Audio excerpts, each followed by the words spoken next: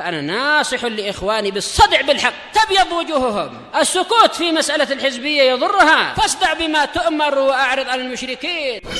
سلامي على دماج ورجالها والشيخ يحيى ودار العلم يا سعد بانيها.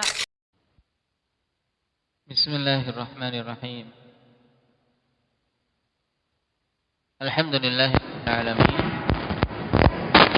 والعاقبة للمتقين ولا عدوان إلا على الظالمين. أشهد أن لا إله إلا الله وحده لا شريك له وأشهد أن محمدا عبده ورسوله.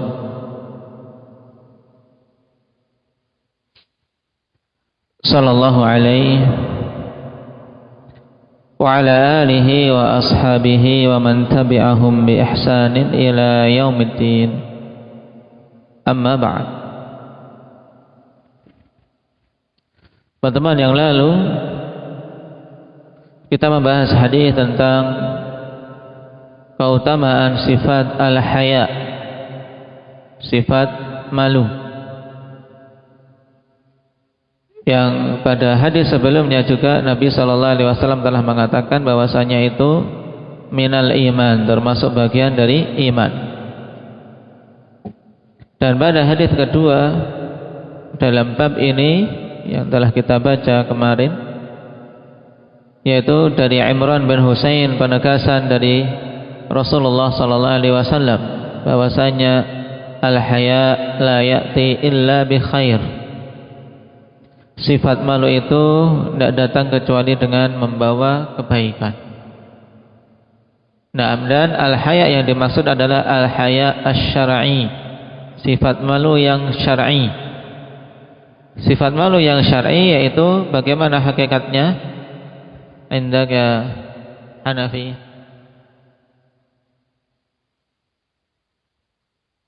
Sifat yang menghalangi pemiliknya untuk melakukan kemaksiatan-kemaksiatan dan mendorong untuk melakukan perbuatan-perbuatan kebaikan. Ini sifat haya asy-syar'i. Adapun haya secara bahasa kan memang ya terkadang malu digunakan untuk khajal. Khajal itu yaitu sungkan. Ya, sungkan. Dalam artian mencakup pada yang baik maupun yang buruk. Makanya al-haya yang kita maksudkan al-haya asy-syar'i. Demikian pula yang diinginkan oleh Rasulullah SAW di sini, yang hakikatnya telah kita lewati pada pertemuan yang lalu.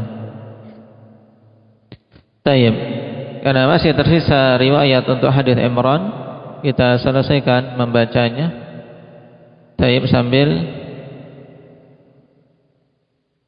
murajaah atas beberapa fawaid yang kita telah sebutkan dan menambah apa yang belum dicantumkan. Qala al-Imam Muslim rahimahullah, hadatsana Yahya ibnu Habib al-Harithi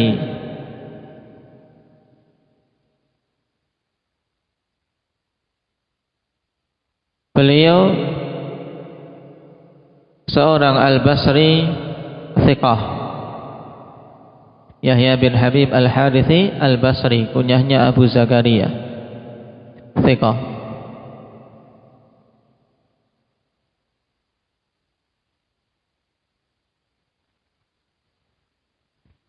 Qala haddatsana Hammad bin Zaid Abu Ismail al-Basri. Telah kita lewati pembahasannya dalam muqaddimah tentang kefiqahan beliau dan kefaqihannya. Juga dikenal dengan kekokohan di dalam sunnah, sehingga pada zamannya termasuk sebagai mercusuar dakwah. Sehingga siapa yang mencela Hammad bin Zaid saat itu menjadi tanda bahwasanya dia adalah pengikut kebid'ahan.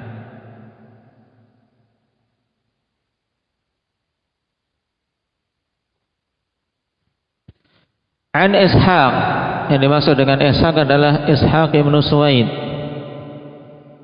Makanya disebutkan oleh Imam Muslim karena gurunya tidak menyebutkan bapaknya, beliau berikan keterangan wa huwa ibnu Suwaid. Di sini faedah sangat penting, ikhwan. Kenapa kok butuh dipisah? An Ishaq wa huwa ibnu Suwaid. Agar jangan sampai beliau yaitu Imam Muslim memasukkan lafaz yang tidak disebutkan oleh gurunya. Karena gurunya mengatakan an Ishaq begitu saja, beliau pun katakan an Ishaq. Ketika ingin memberikan penjelasan agar orang-orang yang membaca kitab ini tidak kebingungan, karena Ishaq itu banyak, Ishaq siapa yang dimaksud, maka beliau beri tambahan tapi diberi pemisah bahwasanya ini perkataan dari Imam Muslim sendiri, bukan dari gurunya. Beliau katakan wa huwa ibnu Suwaid. Di sini pelajaran untuk kita semua, kawan, bahwasanya dalam mengutip perkataan, ketika ingin mengutip maka kutiplah dengan benar, kutiplah dengan jujur. Ketika kita mau menambahkan keterangan, ya tambahkan bahwasanya itu keterangan dariku. Dan sampai seakan-akan itu semuanya adalah perkataan orang yang dia kutip, komitmennya atau ungkapannya. Ini penting. Nah, untuk kita contoh dari detailnya yang dilakukan oleh para ulama ahli hadis, menunjukkan kejujuran mereka dan kejelian mereka dalam periwayatan. Maka kita bersyukur dan berterima kasih kepada mereka atas usaha yang luar biasa seperti ini dalam menjaga syariat agama Allah Subhanahu wa taala, sehingga jalur riwayat itu terjaga. Naam.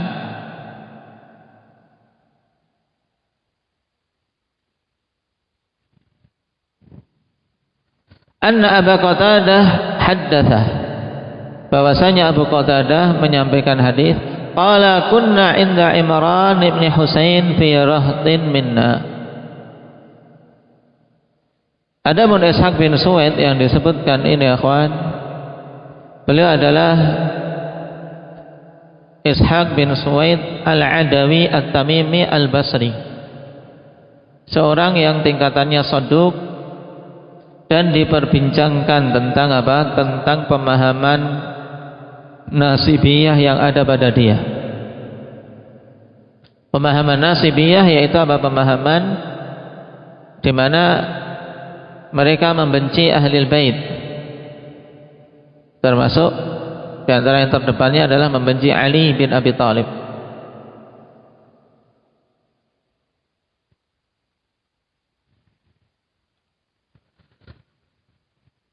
Dan dalam hadis ini dia disebutkan riwayatnya masih apa? Dalam kondisi penguat saja dibandingkan dengan perawi-perawi sebelumnya.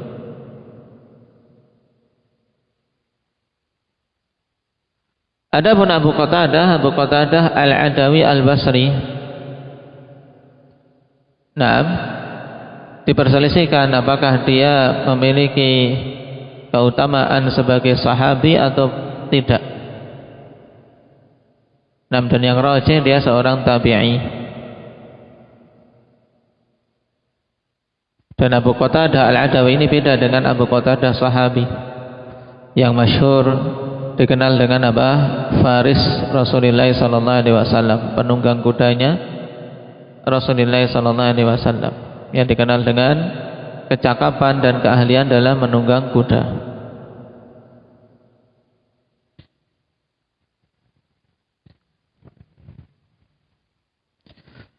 Dan Abu Qatadah ini tingkatan dalam periwayatan jelas seorang tabi'i thiqah.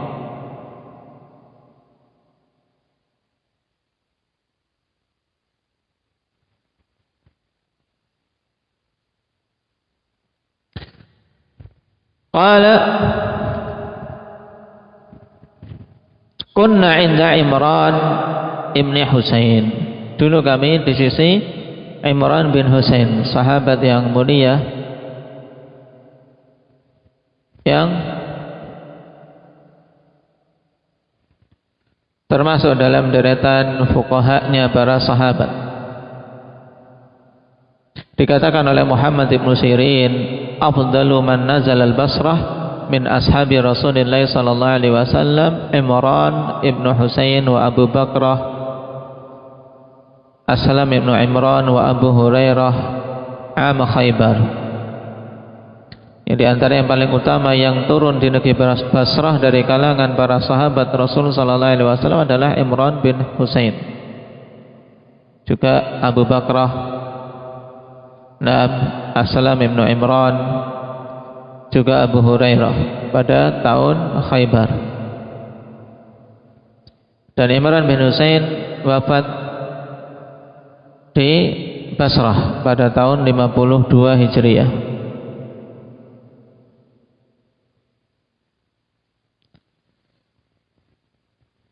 Dan di antara hadis yang masyhur dari Imran bin Husain adalah bimbingan Rasulullah sallallahu alaihi wasallam terkait masalah salat ketika seorang dalam kondisi sakit. Karena beliau Allah Subhanahu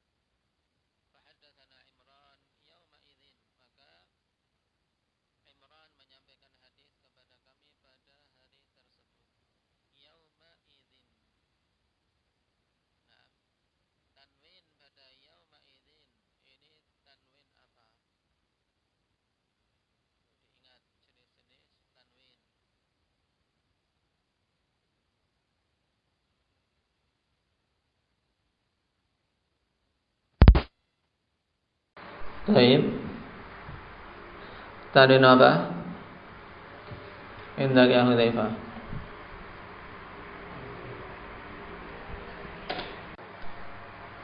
Tanwin iwad anil jumlah.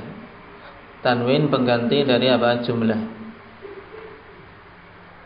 Maksudnya apa? Yauma id kunna inda Imran bin Husain dan seterusnya.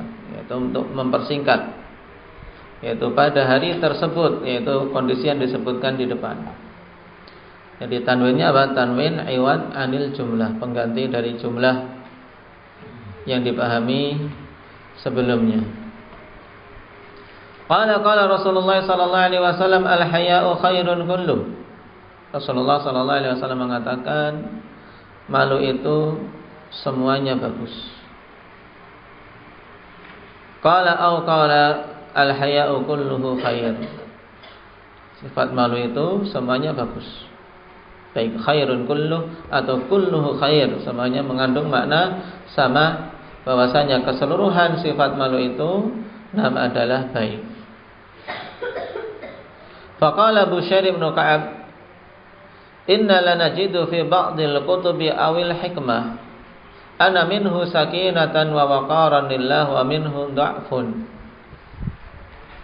Kemudian Bushair bin Ka'ab yang mendengar hadis ini, dia mengatakan, sungguhnya kami mendapati pada sebagian kitab-kitab atau pada lembaran hikmah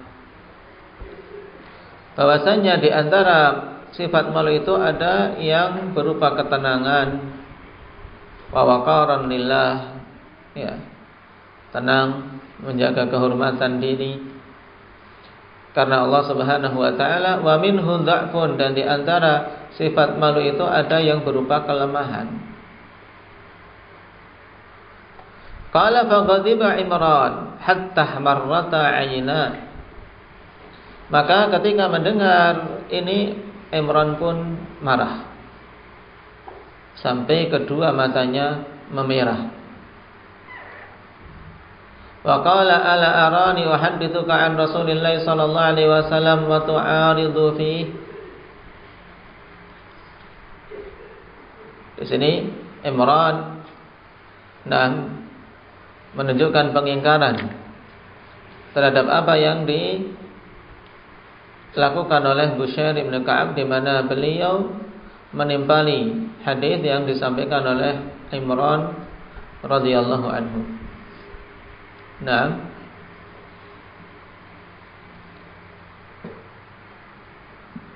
tidakkah engkau perlihatkan kepada aku menyampaikan dari Rasulullah sallallahu alaihi wasallam kepadamu hadis, tapi engkau malah apa?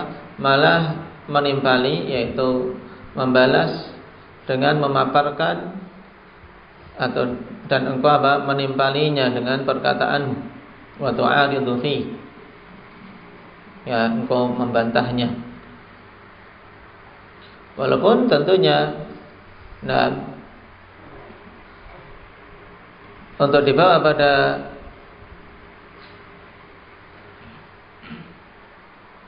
makna yang bagus, bahwasanya Bushair bin Ka'ab tidak memaksudkan untuk menentang atau membantah perkataan Rasul sallallahu alaihi wasallam, tapi menyampaikan apa yang beliau tahu, cuman waktunya tidak tepat. Sebagaimana telah kita lewati bahwasanya Imran mengingkari hal ini dengan keras. Kenapa? Karena dia menyampaikan tersebut pada kondisi di mana baru disampaikan dari Nabi sallallahu alaihi wasallam, sehingga padanya kurang adab terhadap perkataan Rasul sallallahu alaihi wasallam, dan seakan-akan ini adalah bantahan terhadap ucapan Rasulullah sallallahu alaihi wasallam. Qala fa'ada Imranul hadits, qala fa'ada Bushair, faghadiba Imran. Di sini ada keterangan bahwasanya Imran mengulangi hadisnya, ternyata Bushair mengulangi lagi perkataannya. Maka Imran pun tambah marah. Qala fama zilna naqulu fi innahu minna ya Aba Nujaid innahu la ba'sa bih. Maka yang lainnya dari para tabi'in yang hadir di situ kemudian berupaya untuk menenangkan Imran. Maka kami terus menerus mengucapkan tentang Bushair ini kepada Imran bahwasanya Bushair ini termasuk dari rombongan kita wahai Abu Nujaid, bukan dari golongan orang munafikin, bukan dari para zindik yang menginginkan untuk membantah Nabi sallallahu alaihi wasallam, walaupun tentunya memang apa yang dia lakukan kurang beradab terhadap hadis Nabi sallallahu alaihi wasallam. Innahu la ba'sa bi, sungguhnya dia tidak mengapa tidak termasuk deretan orang-orang yang terfitnah dengan fitnah ahli nifaq. Di sini juga upaya dari para tabi'in yang hadir di situ untuk apa? Untuk bisa menenangkan suasana. Menenangkan suasana ketika dikhawatirkan kemarahan Imran, kemudian apa? Terus menerus menjadikan apa? Rombongan tersebut akhirnya bisa apa? Bisa terpecah atau ukhuwah bisa rusak dikarenakannya. Syahid dari hadis ini akhwan, penegasan Rasulullah sallallahu alaihi wasallam, al-haya'u khairun kulluh, atau al-haya'u kulluhu khair. Dan baik itu membuahkan ketenangan atau membuahkan kewibawaan, itu juga buah dari sifat malu yang dikatakan oleh Nabi khair tadi, karena ada keluar dari apa? Kebaikan. Adapun yang dikatakan padanya kelemahan, maka ini adalah malu yang sifatnya lughawi, yaitu yang dikenal secara bahasa saja. Adapun malu yang sifatnya syar'i, maka tidak ada kedhaifan padanya, tidak ada kelemahan padanya. Qala Imam Muslim rahimahullah, pada riwayat terakhir kita selesaikan. Haddatsana Ishaq bin Ibrahim qala akhbarana An-Nadhr qala haddatsana Abu Na'amah Al-Adawi. Ishaq bin Ibrahim bin Rahawai Al-Marwazi, thiqatun hafizun imam, yang dikenal dengan Ishaq bin Rahawai. Qala akhbarana An-Nadhr, Nadhr ibn Shumail, beliau juga seorang thiqatun thabtun masyhur. Qala hadatsana Abu Na'amah Al-Adawi. Abu Na'amah saduq, tapi mukhtalid pada akhir hidupnya, sebelum wafatnya beliau akhwan, sebagaimana dikatakan oleh Imam Ahmad, thiqah illa annahu ikhtalata qabla mautih. Seorang thiqah hanya saja sebelum wafatnya tercampur aduk hafalannya.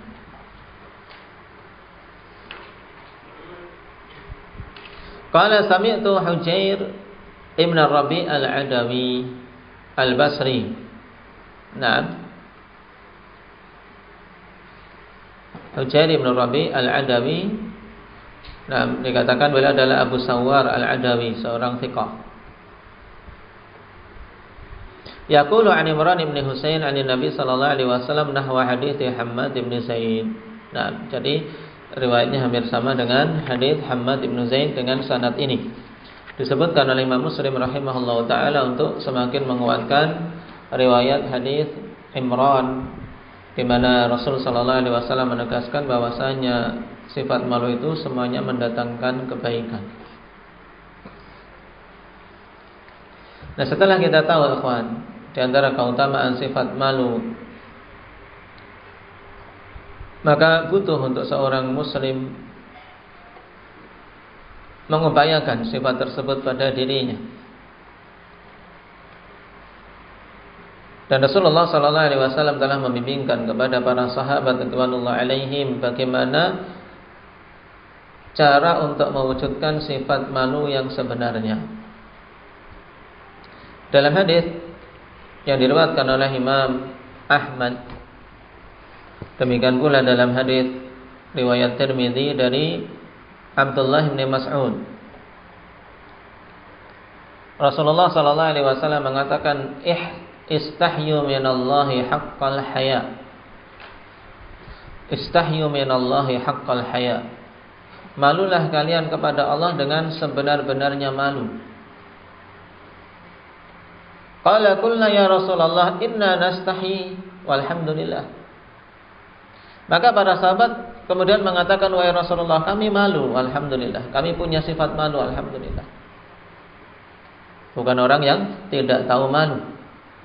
Cuman para sahabat karena adab dan tawaduknya mereka tidak berani untuk mengatakan bahwasanya kami telah memiliki sifat malu dengan sebenar-benarnya. Tidak.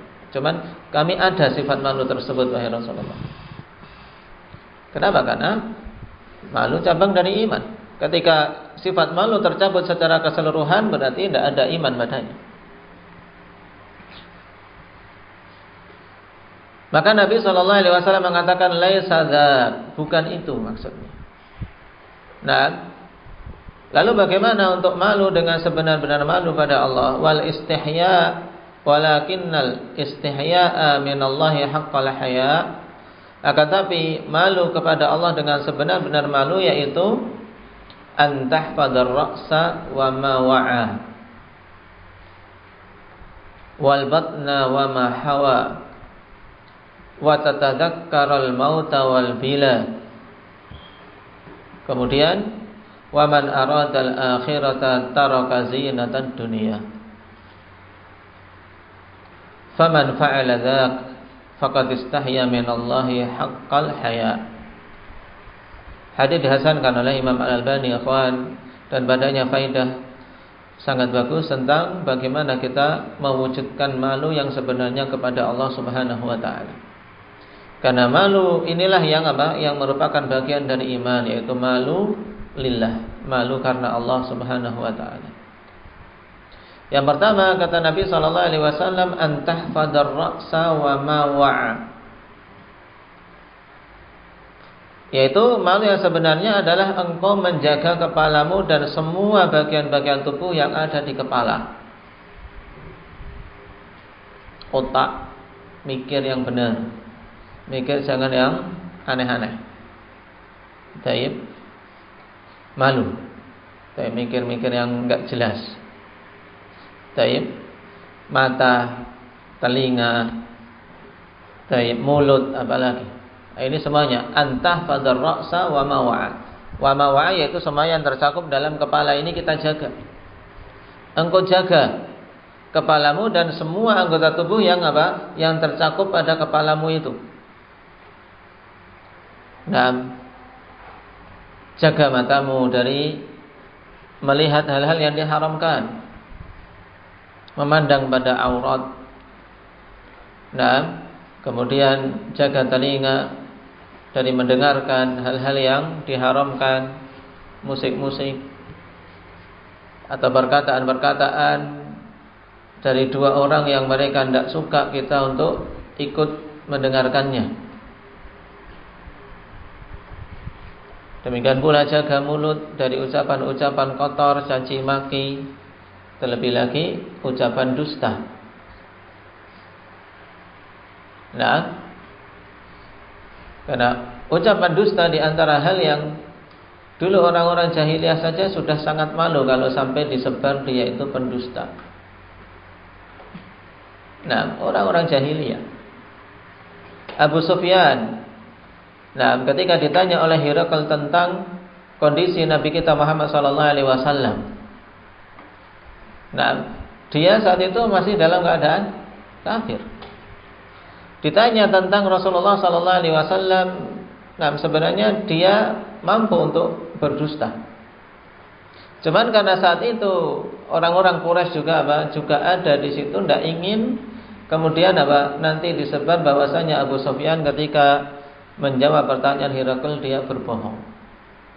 Kenapa? Karena sifat kedustaan di antara sifat yang paling berat dalam merusak muru'ah seseorang, merusak kehormatan seseorang, itu yang paling cepatnya di antara adalah sifat dusta.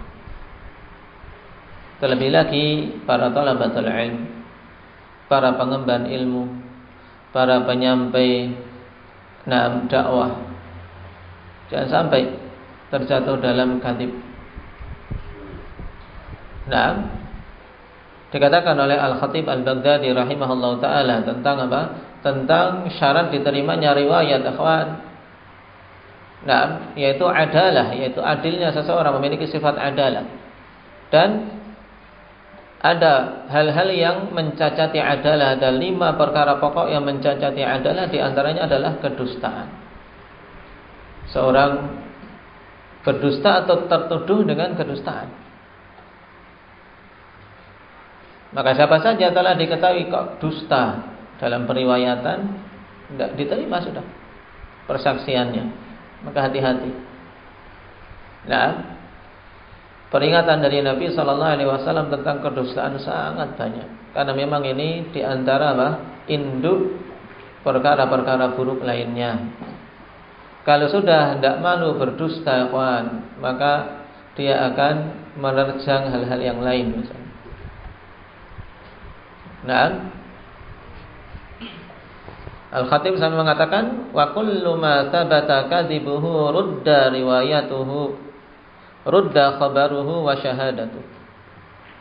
Siapa saja yang telah tetap diketahui kedustaannya maka ditolak khabar-khabarnya dan ditolak persaksiannya. Ini hukuman atas suatu kedustaan. Bahkan terjadi khilaf yang kuat. Apakah kalau sudah bertobat dari kedustaan bisa diterima lagi riwayat hadisnya? Khilaf. Kenapa? Karena apa? Jangan-jangan tobatnya juga tobat dusta. Akhirnya tidak akan diterima. Makanya dikatakan oleh sebagian salaf di antara hukuman bagi pendusta yaitu ketika dia mau jujur tetap saja orang tidak mempercayainya. Ini musibah. Sudah jujur, sudah ngaku, sudah berkata lurus, berkata jujur, tapi karena dikenal berdusta akhirnya manusia tidak mempercayainya walaupun dia saat itu jujur. Ini di antara hukuman yang disegerakan di dunia. Nah, maka jaga mulut ini, kawan. Jangan sampai seorang terjatuh dalam kedustaan. Setakut apapun seseorang, nah, maka tidak ada yang lebih berbarokah, lebih menyelamatkan dia daripada sifat jujur. Jangan sampai seorang menganggap dusta pada suatu kondisi sebagai jalan keluar. Bukan. Bahkan itu akan memasukkan kita pada masalah demi masalah berikutnya. Nah, kalau seorang bersalah jujur, nah, jujur kemudian memohon ampunan kepada Allah. Jangan khawatir, mungkin dia berbuat kezaliman kepada seseorang ketika jujur mengakui, kemudian dia akan dianiaya. Kalau memang jujur semata-mata karena Allah, Allah akan berikan jalan keluar. Ini yang pertama, antahfadhar ra'sa wa ma wa'a. Jaga kepala dengan semua anggota tubuhnya, semua anggota organ-organ yang di kepala. Nah, yang kedua, wal batna wa ma hawa. Ini cara untuk bisa malu, dicatat Rehan sama Hindi. Nah, cara untuk bisa betul-betul memiliki sifat malu yang sebenarnya, bimbingan dari Nabi sallallahu alaihi wasallam. Nah, baik. Yang pertama tadi menjaga kepala dan semua organ yang ada padanya. Yang kedua, wal batna wa ma hawa, dan menjaga perut. Ya, perut dengan apa? Dengan apa-apa yang ada di sekelilingnya. Perut sekelilingnya di atasnya dada. Di atasnya ada dada yang padanya qalbunya, dijaga qalbunya. Ke bawah, nah, ada di situ, jaga kemaluannya, jangan sampai terjatuh dalam perzinaan, dalam keharaman. Kemudian kedua kakinya. Ini maksud wal batna wa ma hawa, yaitu jaga perut. Ya, disebutkan perut kenapa? Karena banyak sekali keharaman dan hal-hal yang yang menghancurkan sifat malu gara-gara urusan perut. Tayyib, lapar atau kepingin ada jajanan kemudian mengambil. Nah, ini kan karena tidak malu kepada Allah Subhanahu wa taala. Merasa bahwasanya dia tidak dilihat oleh Allah. Nah, maka jaga perut kita dengan semua organ-organ yang ada di sekelilingnya. dari kalbu, kedua kaki, farji. Nah, jangan sampai melanggar larangan Allah Subhanahu wa taala. Kemudian yang ketiga, wa tatadzakkaral mauta wal bila. Engkau senantiasa mengingat-ingat kematian dan hancurnya tulang belulang. Diingat. Kalau seorang betul-betul malu kepada Allah, dia akan banyak mengingat ini, mengingat kematian dan hancurnya tulang belulang dia. Wa tatadzakkara al-mauta wal bila. Naam. Wa man arada al-akhirata taraka zinatad dunya. Dan siapa saja yang menginginkan akhirat, maka dia akan meninggalkan perhiasan-perhiasan duniawi. Karena diibaratkan oleh para ulama, keduanya ini ibarat darrat, yaitu ibarat dua wanita pada satu suami yang saling bersaing. Saling bersaing. Baik. Kapan saja seorang condong kepada dunia, maka akhirat akan terkalahkan. Maka di sini Nabi sallallahu alaihi wasallam mengingatkan untuk siapa saja menginginkan akhirat, hendaknya dia tinggalkan perhiasan-perhiasan dunia. Boleh dunia berada di tangannya, tapi jangan sampai mengisi kalbunya. Karena dunia tidak dicela. Pada zatnya tidak dicela, ikhwan, tapi dicela ketika dunia ini memalingkan dari akhirat dan mengisi kalbu seorang hamba, yang akhirnya menjauhkan dari peribadatan kepada Allah tabaraka wa taala. Faman fa'ala dzalika faqad istahya minallahi haqqal haya. Maka siapa saja yang menunaikan itu, maka sungguh dia betul-betul telah malu kepada Allah dengan sebenar-benar malu. Ada berapa kriteria tadi, Zakaria? 4 apa saja? Naam, antahfadar ra'sa wa ma wa'a, wal batna wa ma hawa,